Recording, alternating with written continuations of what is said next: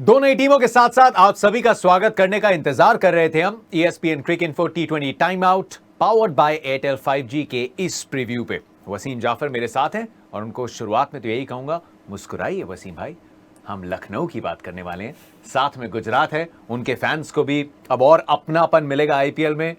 हार्दिक पांड्या एक तरफ, KL राहुल एक तरफ, शायद एक बहुत बड़ी पहल, एक बड़ी अचीवमेंट, लेवल अप IPL के लिए।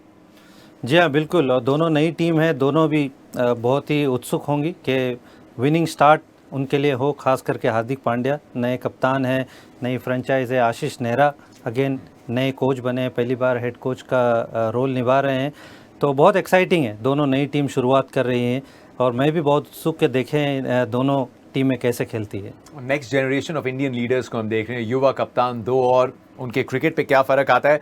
सबसे पहले KL राहुल की बात करते हैं कि आपका भी मानना है कि थोड़ा ज़्यादा संतुलन है इस टीम के पास, ऑलराउंडर्स की लग्जरी, या लखनऊ सुपर जायंट्स थोड़ी ज़्यादा स्ट्रांग है ऑन पेपर? जी हाँ, मुझे लगता है कि ऑक्शन बहुत बढ़िया उनके लिए गया है। बहुत स्ट्रैटेजिक, जैसे हम स्ट्रैटेजी की बात करते हैं तो बहुत स्ट्रैटेजिकली बड़े अच्छे ऑलराउंडर्स लिए हैं। बहुत बैलेंस्ड मुझे लगता है टीम है।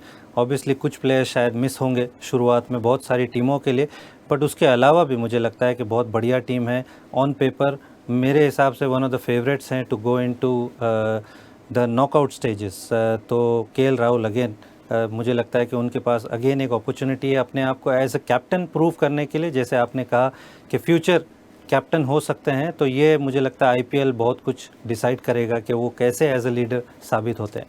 क्या जब इतनी डेप्थ है वसीम भाई, तो पंजाब के बनस्पत क्या आप वो थोड़ा बेझिझक होके KL राहुल को बल्लेबाजी करते हुए देखना चाहते हैं? बिल्कुल, और बेझिझक उनको खेलना भी चाहिए। कभी कभी मुझे लगता है कि शायद पंजाब की टीम के पास वो 6 या 7 पे वैसे प्लेयर नहीं थे। मे बी मैक्सवेल एक सीज़न नहीं चले थे, पूरन लास्ट सीज़न इतना बढ़िया उनका सीज़न नहीं रहा था, तो उस वजह से शायद थोड़ा खुद रिस्पॉन्सिबिलिटी लेके खेल रहे थे, थोड़े से डिफेंसिव हो जा रहे थे स्पिनर्स के अगेंस्ट पावर प्ले के बाद में। बट मुझे लगता है ये टीम शायद उनको वो फ्रीडम देगी कि वो जाके अग्रेसिवली खेले, और मुझे लगता है जब वो अग्रेसिव खेलते हैं तो बहुत सारे दरवाजे खोल देते हैं। मे बी टीम को बहुत ज़्यादा कॉन्फिडेंस आता है। प्लेयर्स जो बाहर बैठे हुए आई थिंक वो भी थोड़े फियरलेस हो जाते हैं। जब आपका कप्तान इतना फियरलेस क्रिकेट खेलता है तो मुझे लगता है कि शायद हम उनको थोड़ा सा अग्रेसिव खेलते हुए ये सीज़न देख सकते हैं। गुस्ताखी के लिए माफ़ी चाहता हूँ, थोड़ा ऑन द स्पॉट डाल रहा हूँ। ये KL राहुल की सोच थी, या क्योंकि आप उस कोचिंग स्टाफ का हिस्सा थे, ये एक टीम की सोची समझी रणनीति थी, उतनी डेप्थ नहीं, तो KL राहुल आप थोड़ा लंबा खेलिए? नहीं, आई थिंक ऐसा नहीं था। हम शायद हमेशा से ही उनको इनकरेज करते थे कि थोड़ा सा पॉजिटिव खेले, एग्रेसिव खेले, बट वो खुद कप्तान थे, वो खुद चीज़ों को आंकते थे अपने नज़रिए से। क्योंकि मयंक अग्रवाल का बहुत बढ़िया शुरुआत देते थे उनके सामने से, तो शायद वो अफोर्ड कर सकते थे कि थोड़ा सा गियर डाउन करके खेले। और मे भी जब मयंक आउट होते थे तब थोड़ा सा अपने आप को थोड़ा वो एलिवेट करते थे एग्रेसिव खेलने के लिए।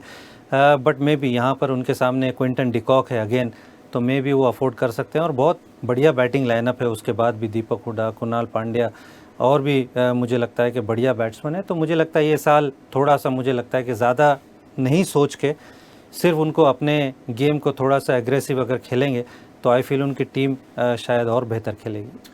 जो विकेट्स हमने देखी हैं ऑलराउंडर्स की, यहाँ बहुत चर्चा होगी, थोड़े फ्लैम्बॉयंट होते हैं, लेकिन क्या रवि बिश्नोई ट्रम्प कार्ड हो सकते हैं इस टीम का?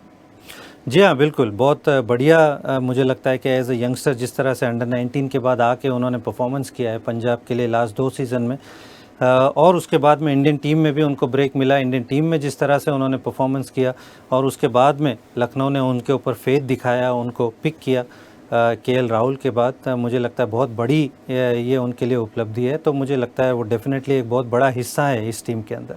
ब्लू सिटी जोधपुर से इंडिया ब्लूज का सफर तय कर चुके हैं। इंडिया के लिए अपने पहले मुकाबले में मैन ऑफ द मैच भी थे, तो कॉन्फिडेंस रहेगा रवि बिश्नोई के पास उस खिलाड़ी की ओर जिसका इंतजार है फुल फिटनेस, ऑलराउंड एबिलिटीज को।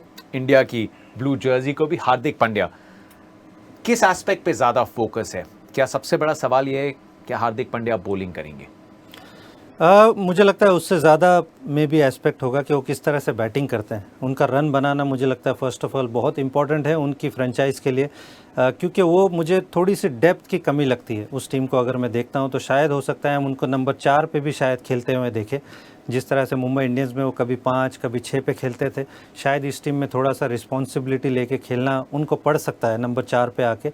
बॉलिंग अगेन मुझे लगता है बहुत इंपॉर्टेंट है उनके लिए, अगर वो T20 वर्ल्ड कप में अपने आप को देखना चाहते हैं, क्योंकि जिस तरह से वेंकटेश अय्यर उभर कर आए हैं, डेफिनेटली वो एक उनके लिए पोज कर सकता है थोड़ा सा चैलेंज। बट अगर हार्दिक पांड्या बॉलिंग करते हैं और साथ में रन भी बना रहे तो मुझे नहीं लगता है कि कोई और उनके सामने विकल्प, मतलब कोई दूसरा उनके सामने खड़ा हो सकता है, क्योंकि जिस तरह की उनकी हिटिंग एबिलिटी है और साथ में बॉलिंग करते हैं तो नथिंग लाइक इट।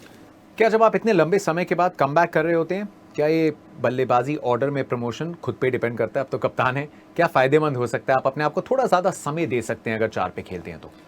जी हाँ, दे सकते हैं, और हमने उनको देखा भी है कि वनडे क्रिकेट में ऑस्ट्रेलिया में वो सिर्फ एज ए बैट्समैन खेले थे और बहुत बढ़िया परफॉर्मेंस किया था, मैच जिताया भी था टीम को। तो वो ऐसा नहीं है कि सिर्फ अगर एज ए बैट्समैन भी खेले तो कम उनको हम आंक सकते हैं, बिल्कुल नहीं। बिल्कुल वो अपने आप को 4 नंबर पे खेल के शायद पारी को ले जा सकते हैं डेथ ओवर्स में, और उसके बाद हम सबको पता है कि वो कितने ताबड़तोड़ बल्लेबाज है। तो बिल्कुल अपने आप को मुझे लगता है कि थोड़ा सा प्रमोट करना चाहिए, और शायद मुझे लगता है कि एज ए कैप्टन भी मुझे मेरी ये फीलिंग है कि वो हमको बेहतर साबित होंगे, क्योंकि रोहित शर्मा MS धोनी के अंडर खेले हुए हैं, थोड़े से फ्लैम्बॉयंट क्रिकेटर हैं। तो डेफिनेटली मुझे लगता है ऐसे कप्तान थोड़ा सा कहीं ना कहीं यंगस्टर्स को आई फील थोड़ा फ्रीडम देते हैं, और वो मुझे लगता है गुजरात टाइटंस के लिए बहुत अच्छा होगा। आखिरी सवाल यही, बॉलिंग में Lockie Ferguson x factor, Rashid Khan x factor, Mohammed Shami के पास एक्सपीरियंस है, ऊपर शुभमन गिल, सबका मानना है the best is yet to come. क्या जो फासला रहेगा गुजरात टाइटंस कैसा करती है, वो कहानी मिडिल ऑर्डर और फिनिशिंग पे आ जाएगी?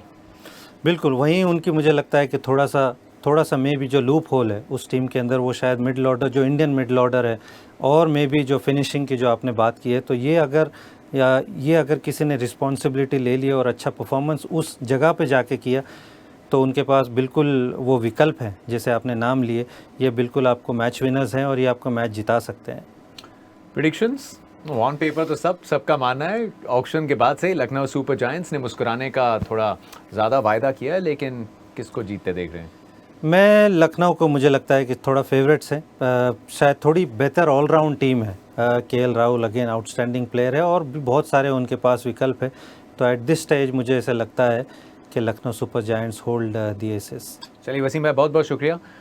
मैदान पे कौन सी टीम जीतती है ये 40 ओवर तय करेंगे, लेकिन जीत लखनऊ, उत्तर प्रदेश या गुजरात के जितने भी क्रिकेट प्रेमी हैं उनकी है। अब उनके पास है अपनी टीम्स।